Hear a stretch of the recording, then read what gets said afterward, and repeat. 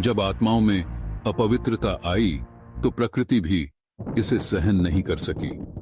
परिणाम स्वरूप दोनों युगों के दिव्य और पवित्र चिन्ह धीरे धीरे धरती के गर्भ में समाहित होने लगे।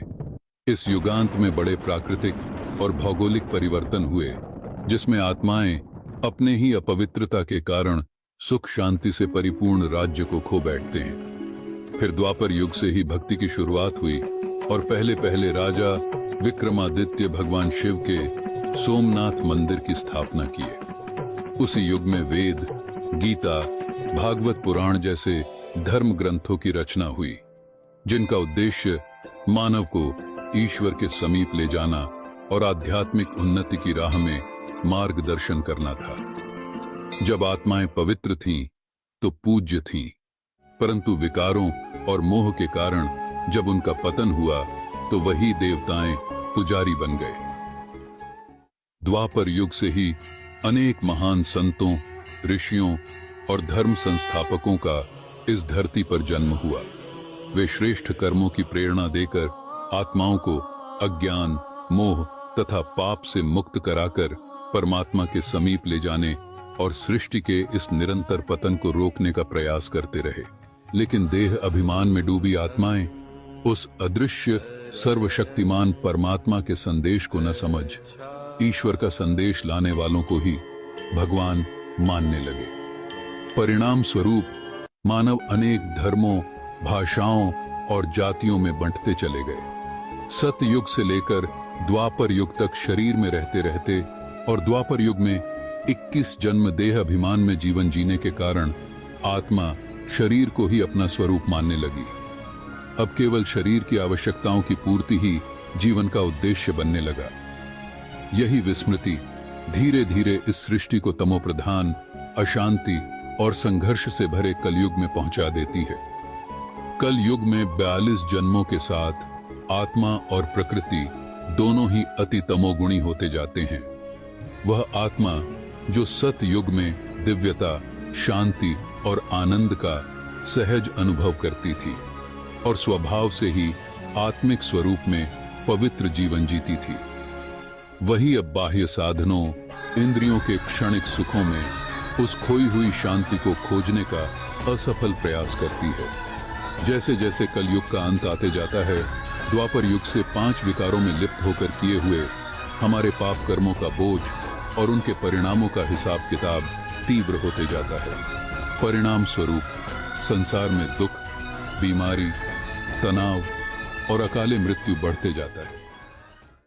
इन दुखों के समाधान हेतु समय समय पर अनेक धर्म, मत और पंथ जन्म लेते हैं, लेकिन इनके विविध विचार और शिक्षाओं से आत्मा की बुद्धि भ्रमित होती जाती है, जिसके कारण मनुष्य परमात्मा से और अधिक विमुख होते चला जाता है। लेकिन फिर भी आत्मा के अंदर यह आंतरिक पुकार बनी रहती है कि ईश्वर ही हमें हमारे सर्व समस्याओं से मुक्त कर मुक्ति और जीवन मुक्ति में ले जा सकते हैं। इसलिए मनुष्य 63 जन्मों से भक्ति करते ही आता है, लेकिन पाप कर्मों के प्रभाव और तमोगुणी बुद्धि होने के कारण परमात्मा की प्रेरणा को पहचानने और समझने की क्षमता भी नहीं रख पाता।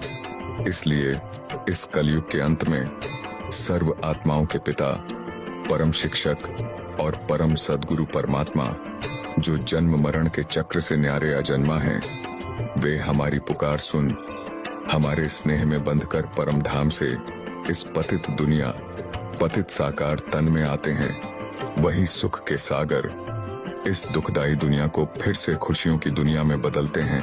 उनके अवतरण के इस समय को ही संगम युग कहा जाता है।